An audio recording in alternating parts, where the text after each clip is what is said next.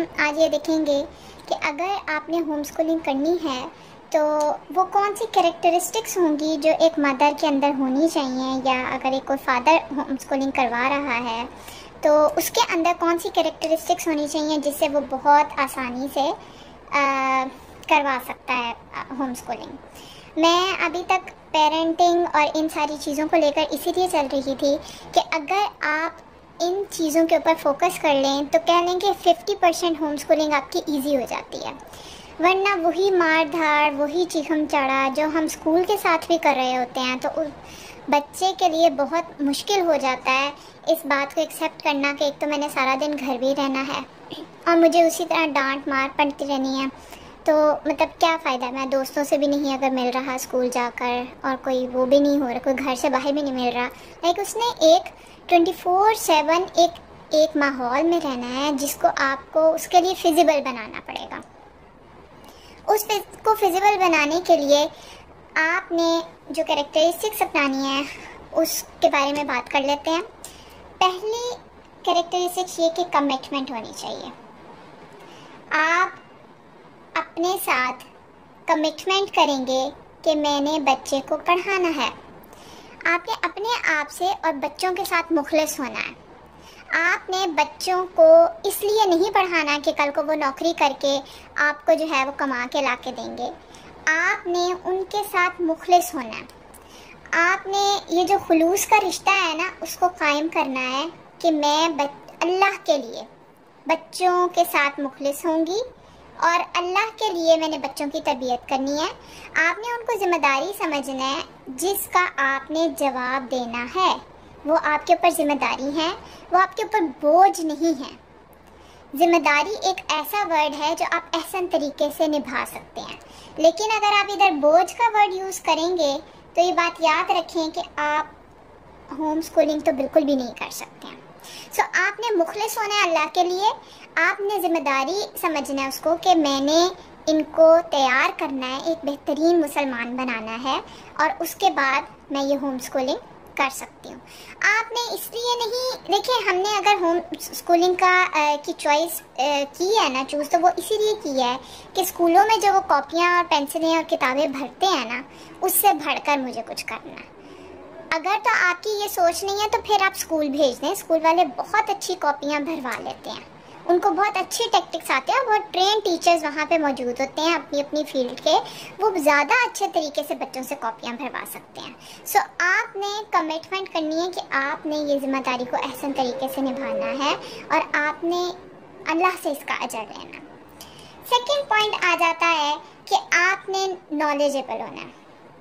Like अगर कोई parent मुझे ये कहे कि मैंने आज से 20 साल पहले जो है वो मैट्रिक किया था और आज मैं अपने बच्चे को मैट्रिक की किताबें पढ़ा दूँ, तो ये आपकी बहुत बड़ी गलत फहमी है कि आप उसी पैटर्न के ऊपर, जिस पैटर्न के ऊपर आपने पढ़ा है, आपके बच्चे उसी पैटर्न के ऊपर पढ़ेंगे। ये दौर बदल चुका है।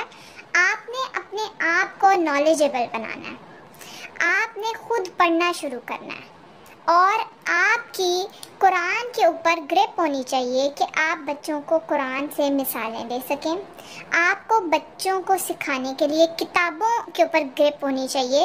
लाइक देखें, अल्लाह ताला कुरान में जब हमें सिखा रहे हैं ना, ये अल्लाह ताला ने हमें इल्म दिया है ना कुरान के ज़रिए, तो अल्लाह ताला हमें कुरान में जब सिखाते हैं ना कुछ, तो अल्लाह ताला गुस्सा भी करते हैं, अल्लाह ताला प्यार भी करते हैं, अल्लाह ताला आजमाते भी हैं, अल्लाह ताला हमें जो है वो बार बार याद करवाते हैं, बार बार हमें जो है वो साइंस दिए जाते हैं कि ऐसा करो ऐसा होगा, ऐसा करो ऐसा होगा। ये रिमाइंडर वाली चीज़ जो है ये बहुत बेहतरीन है कि आपने ये नहीं सोचना कि आपके बच्चे जो है ना वो खुद से पढ़ लेंगे और आपको कोई मेहनत नहीं करनी पड़ेगी। अगर आप मेहनत नहीं करना चाहते तो आप होम स्कूलिंग छोड़ सकते हैं, आप स्कूल भेज दें, कोई मसला नहीं है। कोई स्कूल जाना कोई इतनी बड़ी बुराई भी नहीं है कि आप स्कूल नहीं भेज सकते हैं। लेकिन अगर आप अपनी ये होम स्कूलिंग की ऑप्शन चूज़ कर रहे हैं तो आपको खुद को नॉलेजेबल बनाना होगा। आपको जो है वो अपने आप को अपडेट करना होगा। ये नहीं कि मैंने 20 साल पहले 2+2 पढ़ा था, जिस तरह मैं उसी तरह आज बच्चे को पढ़ा दूंगी 2+2। ये आप बच्चे का नुकसान करेंगे। उससे बेहतर है कि आप उनके पास कोई ट्रेन टीचर्स के पास भेज दें उनको। और 2+2 सिखाने के लिए वेबसाइट के ऊपर बहुत मवाद मौजूद है। ये नहीं है कि आप सीख नहीं सकते हैं, आप घर बैठे यूट्यूब के ऊपर सब कुछ सीख भी सकते हैं और उसे आगे सिखा भी सकते हैं। उसके लिए एक एक स्टेप के तब यहाँ पे मेंशन कर दूँ। वैसे बाद में मैं कोशिश करूँगी कि कोई लिंक्स वगैरह आप लोगों को दे सकूँ। लेकिन खान एकेडमी के नाम से एक एप्लीकेशन बच्चों की फ्री भी है और उसके ऊपर यूट्यूब उनकी अपनी वेबसाइट भी है। आप उससे खुद भी सीख सकते हैं कोई भी टॉपिक और बच्चों से भी सिखा सकते हैं। इसमें कोई शर्मिंदगी वाली बात नहीं है कि अगर आप बच्चों के साथ मिल के पढ़ाई कर रहे होंगे तो नॉलेज तो इंसान ज़िंदगी में किसी भी हिस्से पे एज पे ले सकता है। तो इसमें शर्मिंदा होने की ज़रूरत नहीं है, आप खुद भी सीखें और बच्चों को भी सिखाएं। फिर तीसरा बड़ा काम जो है वो आपके अंदर होना चाहिए विजडम। अब विजडम टूथ से नहीं सिर्फ आ गया, या आपकी एज अगर विजडम वाली हो गई, आप कहें कि मैंने ज़िंदगी के 40 साल गुजार लिए हैं, मुझसे ज़्यादा विजडम तो किसी में हो नहीं सकता, ये सोच और ये अप्रोच गलत है। विजडम ये है कि आपने बच्चे के मूड के लिहाज से अपना काम उससे निकलवाना है। बच्चे के मूड को, बच्चे की फीलिंग्स को एक्नॉलेज करना है। मैंने पेरेंटिंग इसीलिए पढ़ाई कि अगर आप बच्चे की और अपनी फीलिंग्स को एक्नॉलेज करना शुरू कर देंगे तो आप बच्चे से बहुत अक्लमंदी से होम स्कूलिंग के पैटर्न के ऊपर उसे पढ़ाई करवा सकते हैं। फिर उसके बाद नेक्स्ट पॉइंट ये है कि आपने कॉन्फिडेंट एंड एनर्जेटिक रहना। आपने बिल्कुल भी ये नहीं सोचना कि मैं नहीं पढ़ा सकता। भाई आपने मैट्रिक किया है, FA किया है, BA किया है, MA किया है, जो भी किया है, आपको कॉन्फिडेंट होना चाहिए। आखिर आप पास करके ही बैठे हैं ना, आपको कॉन्फिडेंट होना चाहिए और आपको एनर्जेटिक होना चाहिए कि अगर कोई चीज़ मुझे भूल भी गई है तो मैं इंसान हूँ, मैं उसको दोबारा से रिवाइज कर सकती हूँ। और हमें ऐसे में शर्मिंदगी होने लग जाती है ना, बच्चा हमसे सवाल करेगा कि मामा इसका क्या मतलब है, तो हम कहेंगे कि पता नहीं बेटा, और मतलब हमारी अना बीच में आ जाती है। तो आपने कॉन्फिडेंट है ना, कोई बात नहीं, बच्चे से कहेंगे आओ बेटा डिक्शनरी में मिल के देखते हैं। मतलब बच्चे को इस बात पे भी कंफर्टेबल आपने करना है कि बेटा अगर आप भी कुछ भूल जाते हो तो आप इंसान हो, आप फरिश्ता नहीं हो, आपको मुकम्मल नहीं होना है। आपको जो मर्जी कर लो, आप मुकम्मल नहीं हो सकते हो, आपको सिर्फ कोशिश करनी है। तो ये एक कोशिश ही है ना कि मैं बच्चे से डिक्शनरी मंगवाऊंगी और मैं बच्चे से कहूँगी कि आओ मिल के इसका मतलब देख लेते हैं। तो आपने कॉन्फिडेंट रहना है, अपने ऊपर कॉन्फिडेंट होना है। अगर आप में लैक ऑफ कॉन्फिडेंस है तो आप उसको प्रोसेस करें, आप देखें कि आपके अंदर लैक ऑफ कॉन्फिडेंस क्यों है। अगर बचपने में आपके ऊपर बहुत ज़्यादा शेम किया गया, आपको हर बात पे आपको पॉइंट आउट किया गया, तो कोई बात नहीं, अब आप बड़े हो गए हैं, अब आप अपने आप को खुद कॉन्फिडेंटली बिहेव करवा सकते हैं। आप बता सकते हैं कि वो टाइम और था जब मैं आगे से जो है वो कुछ कर नहीं सकता था, मेरे पास 100 तरीके हैं, मैं अपने आप को कॉन्फिडेंट बना सकता हूँ। अच्छा जी, उसके बाद ये है कि तब काइंड एंड पेशेंट रहना आपने। नंबर 6 क्या है? काइंड एंड पेशेंट, जो कि मेरा ख्याल है सबसे मुश्किल काम लग रहा होगा कि कैसे एक घर के काम भी देखने हैं, घर की जिम्मेदारी भी है, उस सब के अंदर मैं किस तरह से काइंड और पेशेंट रह सकती हूँ। तो देखिए, रहम एक ऐसी चीज़ है जो माँ के अंदर मौजूद है, और अगर उस रहम के अंदर कमी आ रही है, अगर वो रहम का रिश्ता कम पड़ रहा है, तो आपको सोचने की ज़रूरत है। ये वो पॉइंट है कि आप सोचें कि ये रहम का रिश्ता क्यों कम पड़ रहा है। This is the main point कि एक माँ के अंदर रहम क्यों नहीं आ रहा। अल्लाह ने तो माँ को बहुत रहम दिल बनाया है। तो फिर आप इसको प्रोसेस करेंगे, आप देखेंगे कि मुझे गुस्सा क्यों आता है, मैं क्यों नहीं काइंड हो सकती, कहीं मैं अपनी बातें, अपनी सोचें, अपना पास्ट, अपने बच्चे के ऊपर प्रोजेक्ट तो नहीं कर रही हूँ। आपने इन दोनों पीस को सोचना है, प्रोसेस करना है, प्रोजेक्ट तो नहीं कर रहे हैं, आपने ये सोचना है, और फिर आपने प्रैक्टिकली फिर बच्चे के साथ काइंडली बिहेव करना है। आपने पेशेंट फिर आप तभी रह सकते हैं जब आप उसको प्रोसेस करेंगे। अगर आप प्रोसेस नहीं करेंगे तो आपके लिए कुछ भी करना मुश्किल हो जाएगा। अल्लाह ताला ने आपको सलाहियत दी है कि आप इंसानों को डील कर सकते हैं, सिर्फ ये है कि आपने उसके ऊपर वर्कआउट करना है। अगर आप उसको वर्कआउट करेंगे तो आप बहुत बेहतर तरीके से काइंड और पेशेंट बिहेवियर इख्तियार कर सकते हैं।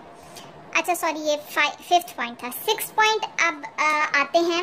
6th पॉइंट है कि एम्पैथेटिक और अंडरस्टैंडिंग होना आपने। अब एम्पैथेटिक में देखें कि ऐसी कौन सी चीज़ है, मतलब हम बच्चों के रवैये को समझेंगे। हम जिस तरह पहले मैंने आपसे कहा कि आप उनकी फीलिंग्स को ऑब्जर्व करेंगे और विजडम का इस्तेमाल करते हुए, अक्लमंदी का इस्तेमाल करते हुए आप उनके मुताबिक आप जो है वो करेंगे, उनसे काम निकलवाएंगे। अब एम्पैथेटिक बिहेवियर ये है कि आपने उनसे डील करना है, आपने सेल्फ टॉक को बहुत पॉजिटिव रखना है, आपने ये कहना है कि कोई बात नहीं, बच्चा है, मैं इसको डील कर लूँगी। आखिर वो ऐसा तो नहीं है ना कि वो आपको पता ही नहीं चले कि क्या हो रहा है और क्या नहीं हो रहा। आखिर आपका ही बच्चा है ना, कि गली से उठा के तो आप किसी को नहीं लाए जिसको आपने पहले दिन से देखा नहीं है।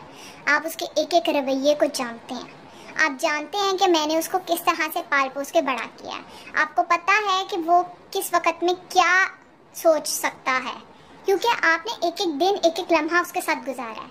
और अगर आपने एक एक दिन एक एक लम्हा उसके साथ नहीं गुजारा, वो इस तरह से कि आप अवेयर ही नहीं थे, आप कॉन्शियस ही नहीं थे, आप बस अपनी धुन में बस बच्चों का दिन गुजार रहे थे और बच्चे पलते जा रहे थे, तो कोई बात नहीं, आप अभी भी रुक के उनके साथ एम्पैथेटिक और अंडरस्टैंडिंग मोड में आ सकते हैं। आपको पॉज लगाना होगा, आपको अपनी सोचों को पॉज लगाना होगा, आपको नॉन जजमेंटल बनना होगा। और इस सब के लिए मैं आप लोगों को बता चुकी हूँ कि किस पूरे उस कॉन्शियस पेरेंटिंग के कोर्स में कि किस तरह से आप नॉन जजमेंटल और ये सब कुछ बन सकते हैं। तो आप जब एम्पैथेटिक और अंडरस्टैंडिंग होंगे, आप आराम से उनके साथ बिहेव करेंगे। और इसके अंदर एम्पैथेटिक और अंडरस्टैंडिंग होने के अंदर एक बहुत की पॉइंट है कि आप ना किसी के साथ उनको कंपेयर नहीं करेंगे, नो कंपैरिजन एट ऑल। क्योंकि जब आप कंपेयर करते हैं ना, तो एक जंग शुरू हो जाती है आपके अंदर कि इसने अभी तक क्यों नहीं कर लिया, उस बच्चे ने इतना सीख लिया, इसने अभी तक ऐसे क्यों नहीं किया, उसने तो इतनी जो है वो सूरतें उसको आ गई हैं। देखें, आपने कंपेयर नहीं करना। हर फैमिली का अपना तरीका है, हर फैमिली का अपना रहने सहने का, उठने बैठने की रूटीन है, खाने पीने की अपनी रूटीन है, और हर फैमिली डिफरेंट तरीके से खाती है। हर इंसान की अपनी एक इंडिविजुअलिटी है। आपने उस इंडिविजुअल बीइंग उसको समझ के उसे आपने किसी के साथ कंपेयर नहीं करना। और आपने अगर उनको कंपेयर करना है ना, अगर आप कंपेयर करना चाहते हैं, तो एक चीज़ के साथ आप कंपेयर कर सकते हैं। आप देखें कि कल मेरे बच्चे ने क्या किया। अगर कल उसको सिर्फ 0 लिखना आता था, आज उसको 1 लिखना आ गया। अगर उसको कल सिर्फ 0 और 1 लिखना आता था, आज उसने 2 भी लिखना सीख लिया। आप बच्चे के कल के साथ कंपेयर करेंगे। वो हज़रत अली कहते हैं ना कि अगर कल से आज जो है वो बेहतर नहीं है, तो कहीं भी नहीं लिखा के देखो कि उसने कितना कर लिया और फिर क्या है। हमारी असल में लाइफ की बेसिक्स यहीं से ख़राब होनी शुरू होती हैं कि हम बच्चे को दूसरों के साथ कंपेयर करते हैं, जिसकी वजह से ना हम उनके ऊपर रहम कर पाते हैं और ना हम देख पाते हैं कि वो माशाल्लाह बहुत अच्छी पेस पे चल भी रहा है और सीख भी रहा है। अब नेक्स्ट पॉइंट ये है, आपने फॉरगिविंग होना है, आपने माफ़ करने वाला बनना है। क्योंकि अगर आपने माफ़ नहीं करना तो फिर एक टसल शुरू हो जाएगी। और आपने माँ के गुस्से वाले मोड को ना एक साइड पे रखना है। और आपने देखना है कि क्लास में एक टीचर जो है ना वो माफ़ करती है। मदरली मोड को ऑफ करें, एक टीचर मोड में आएँ और देखें कि जो है ना टीचर मोड अपना ऑन करें, देखें वो फॉरगिविंग होती है। और वो फॉरगिविंग होती है तभी तो वो हर रोज़ अपने बच्चे के साथ, अपने स्टूडेंट्स के साथ रोज़ उसी गुजारा कर लेती है। अगर एक टीचर सोचे फॉरगिविंग नहीं होगी तो वो क्लास में बच्चा बुली होता रहेगा, तो इसका मतलब है वो फेवरेटिज्म वाला मोड शुरू हो जाएगा ना। तो अगर आप फॉरगिविंग नहीं होंगे तो आप घर के अंदर एक फेवरेटिज्म की जो है ना वो माहौल पैदा कर देंगे और बच्चा बुली होने लग जाएगा। सो आपको फॉरगिविंग बनना पड़ेगा। फिर उसके बाद आता है कि आपने नंबर 8 पॉइंट है कि कम्युनिकेशन स्किल्स होनी चाहिए। कम्युनिकेशन स्किल्स माँ की हर वक्त जो है ना आपने लेक्चर्स नहीं बच्चे को झाड़ने हैं। पढ़ लो, पढ़ाई से ये फ़ायदा होगा, नहीं पढ़ोगे तो यहाँ रह जाओगे, सड़कें छानोगे, ये बन जाओगे, वो बन जाओगे। देखिए हमारे गुस्से के अंदर जो बोले गए जुमले होते हैं ना, हमें एक नॉर्मल काम करने से भी बच्चे को रोकते हैं। मतलब हमारा नॉर्मली होता है ना कि अच्छा ना नहीं कामयाब होगे ना फिर दुकान पे ही बैठोगे। तो भाई क्या अगर एक बंदा ओनर हो दुकान का तो वो अपनी दुकान पे बैठता हुआ क्या बुरा लगता है? हमने इन पैराडाइम्स को शिफ्ट करना है। हमें देखना है कि एक दुकान पे बैठना कोई बुरी बात नहीं है, एक अपना बिजनेस होना कोई बुरी बात नहीं है। सिर्फ ऑफिस जॉब करना ही एक कामयाबी की निशानी नहीं है। आज ऑफिस जॉब करने वाले और डिग्रियों लेने वाले भी सड़कों पे बेचारे ख्वार हो रहे हैं ना।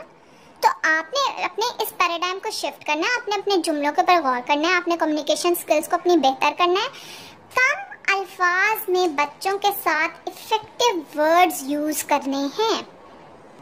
इफेक्टिव किस तरह, आपको बेशुमार वीडियोस मिल जाएंगी। आपने अगर सीखना है ना कि किस तरह से इफेक्टिव बनना है तो आप सीख लेंगे। लेकिन अगर आपने नहीं सीखना ना तो फिर आपके पास सब कुछ होगा भी, मैं भी आपको समझा दूंगी, कोई और भी समझा देगा, हज़ारों होम स्कूलर आपको सिखा देंगे, लेकिन आपने नहीं समझना ना तो आप नहीं समझेंगे। अगर आप वाकई में सीखना चाहते हैं तो आप 1, 2, 3, 4 वीडियोस देखें कि कम्युनिकेशन स्किल्स किस तरह से बेहतर करते हैं। एक बच्चे के साथ बोलने की कम्युनिकेशन स्किल्स क्या होनी चाहिए। आपको एक अच्छा लिसनर बनना पड़ेगा।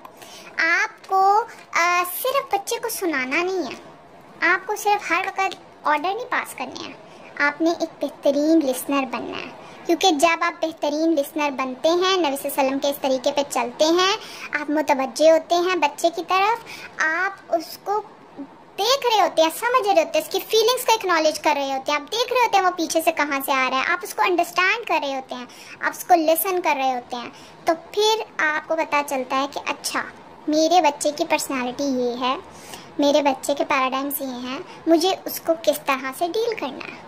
लेकिन अगर आप सुनेंगे ही नहीं तो आपको कैसे पता चलेगा कि आपके बच्चे को क्या अच्छा लगता है, क्या बुरा लगता है, उसे क्या, अगर किसी बच्चे को राइटिंग नहीं पसंद तो उसके आप ऑल्टरनेट वेज कैसे ढूंढेंगे होम स्कूलिंग करवाते हुए। स्कूल में तो टीचर के डंडे और बिस्ती और क्लास में पीयर प्रेशर की वजह से वो ये सब कुछ कर लेता होगा, पर्सनालिटी तो उसकी तबाह हो ही जाती है इन सारे ज़ोरों से।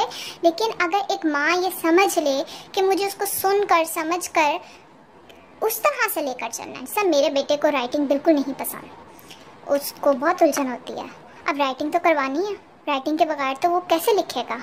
मैंने उसको कॉपी राइटिंग पे लगा दिया। मैंने उससे कहा अच्छा आपकी जो फेवरेट बुक है आप वो लेके आओ, आप उसे कॉपी राइट करो। अब उधर से वो पोइम्स और स्टोरीज और वो वाली बुक्स लेके आता है, कागज़ के कागज़ भर भर के डायरियाँ उसने भर छोड़ी हैं। लेकिन अगर मैं कहूँ ना ये किताब के अंदर लिखो तो वो उसके लिए बहुत मुश्किल हो जाता है, उसको रोना पड़ जाता है कि मैं नहीं लिखना चाहता।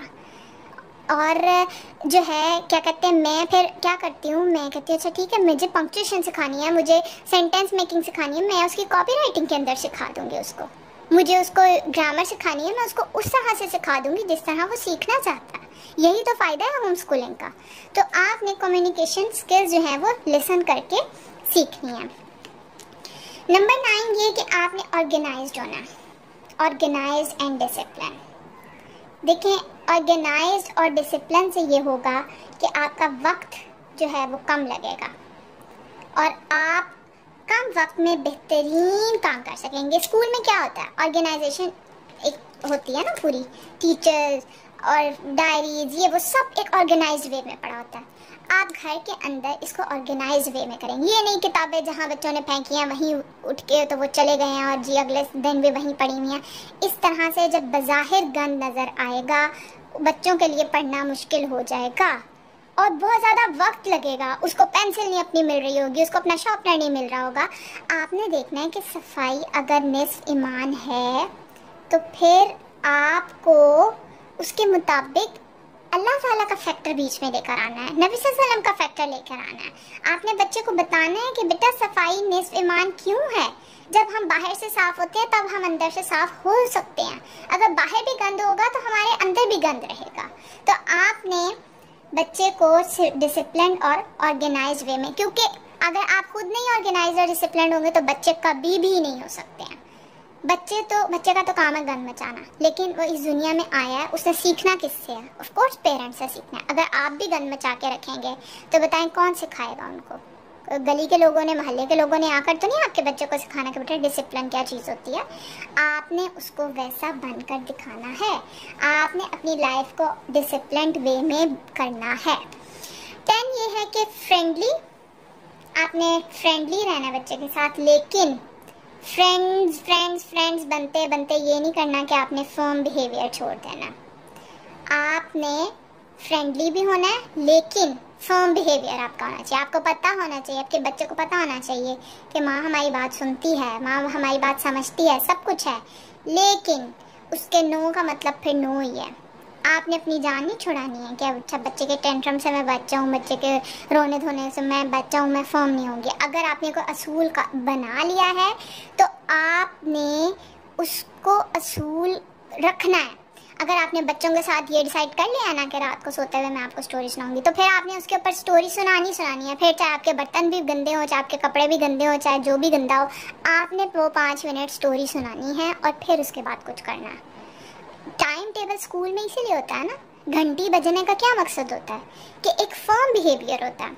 क्लास में टीचर जितना मर्जी फ्रेंडली ये वो सब कुछ है, लेकिन घंटी का मतलब है स्विच ऑफ, दूसरी किताबें निकालो और दूसरा काम शुरू।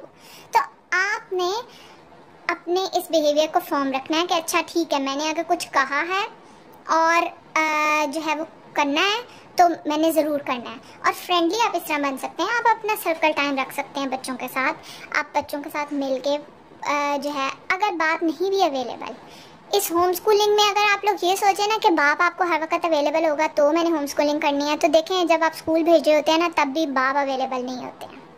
अगर तो आप बाप अवेलेबल है तो अच्छी बात है, अगर नहीं अवेलेबल तो आपको खुद ही करना है। अगर आप खुद कर सकते हैं तो करें, नहीं तो प्लीज़ स्कूल भेज दें, ना अपने आप को ख्वार करवाएं और ना बच्चों को ख्वार करवाएं।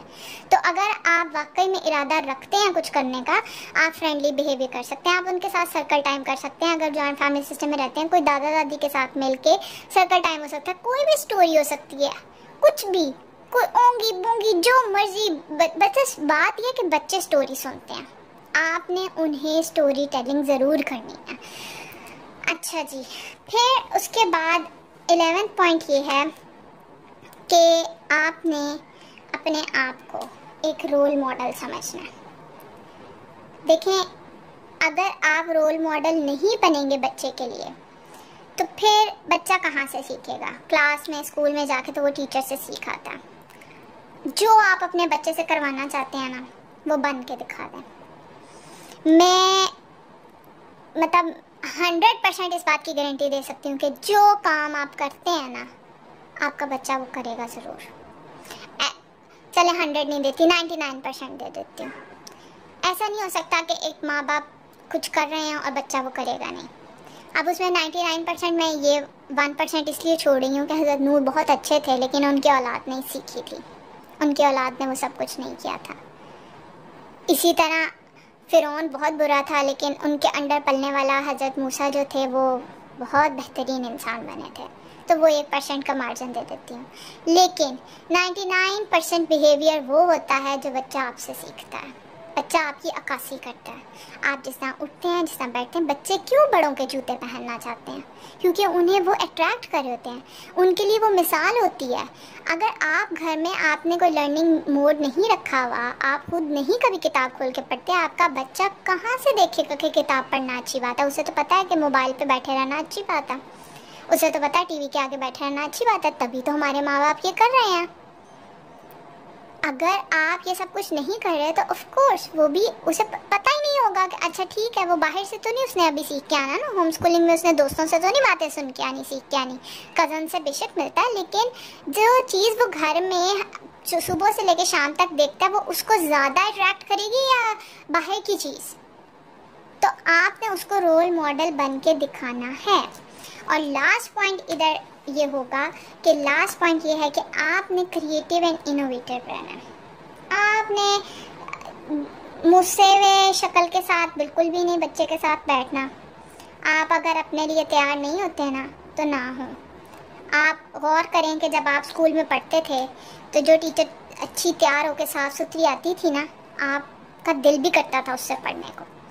तो अगर आप उसी भी शक्ल के साथ बैठ के बच्चे को पढ़ाएंगे ना, जमाइयाँ आपको आ रही होंगी, थके होंगे, लेट के आप पढ़ा रहे होंगे, तो वो क्रिएटिवनेस नहीं है, वो बच्चे को मज़ीद इरिटेट करेगा। आपने क्रिएटिव होना है, आपने इनोवेटिव होना है, आपने नए नए तरीके सर्च करने हैं। अब तो आपके एक टच के ऊपर इतनी इतनी क्रिएटिविटी की चीज़ें आपको गूगल से, यूट्यूब से, हर जगह से मिल जाएंगी। तो आपने क्रिएटिव होना है। अगर आप क्रिएटिव नहीं भी है ना, कुछ लोगों को क्रिएटिव होना बहुत मुश्किल लगता है कि ये जैसे बोझ लगने लगता है। मैं आपको ये नहीं कह रही हूँ कि आप रोज़ का रोज़ चार्ट पेपर लेके बैठ जाएं, बच्चों को एक्टिविटीज़ करवाएं और ये करवाएं और वो करवाएं, वो हो भी नहीं सकता। एक माँ के लिए घर के कामों के साथ बहुत मुश्किल होता है, लेकिन हफ्ते में एक दफ़ा तो आप कर ही सकते हैं। आप सिर्फ एक दफ़ा को सेट करें कि आपने कुछ ऐसा करना है जो क्रिएटिव मोड में हो। लेकिन किताबों को सामने रख के ना एक सूखा सूखा सा पाना आता है पढ़ाई के अंदर, उसके अंदर आप अब ये देख लें कि आपने किस तरह से कितनी क्रिएटिविटी डालनी है। आप खुद देखें कि किताबें इतनी रूखी सूखी स्कूल लाइफ में लगती थी कि उसके बाद मुड़ के कभी किताबें पढ़ने का दिल नहीं किया। सो बी क्रिएटिव। बच्चे हर चीज़ से सीख लेते हैं। बच्चे सिर्फ किताब के सफ़े से नहीं सीखते, बच्चे हर काम के अंदर कुछ ना कुछ सीख रहे होते हैं। तो आपने ज़रूर क्रिएटिव मोड ऑन करना है। अगर आप एक पॉइंट ये वही है कि जितने पॉइंट्स 12 में से आप जितने अडॉप्ट करते जाएंगे, उतनी आपकी होम स्कूलिंग जो है वो बेहतर होती जाएगी। ठीक है, यहाँ पे ख़त्म करते हैं। ये कैरेक्टरिस्टिक्स थी कि किस तरह का आपको एज अ पेरेंट बनना पड़ेगा। मुझे अगर कोई पूछे कि आप होम स्कूलिंग कैसे करती हैं, तो बस इन्हीं पॉइंट्स में से कभी किसी दिन कोई पॉइंट हो जाता है जो मिस हो जाता है, कभी किसी दिन कोई पॉइंट मिस हो जाता है, लेकिन आज आके यही वो 12 पॉइंट्स होती हैं जिनके इर्द गिर्द मैं घूम घूम के होम स्कूलिंग कर रही हूँ।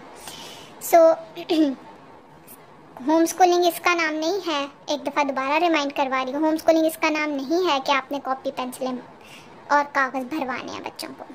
होम स्कूलिंग इसका नाम नहीं है कि आपने बच्चे को डंडे के ज़ोर पे बिठा के 2 घंटे टका के पढ़ाना है, नहीं तो आप फेल हो जाएंगे। होम स्कूलिंग इसका नाम है कि आपने एक इजी वे में सब कुछ सिखा देना है, क्योंकि बच्चे सब कुछ एक एक पॉइंट से सीख रहे होते हैं। ठीक है, यहाँ पर हम ख़त्म करते हैं। जज़ाकुमुल्लाह खैर।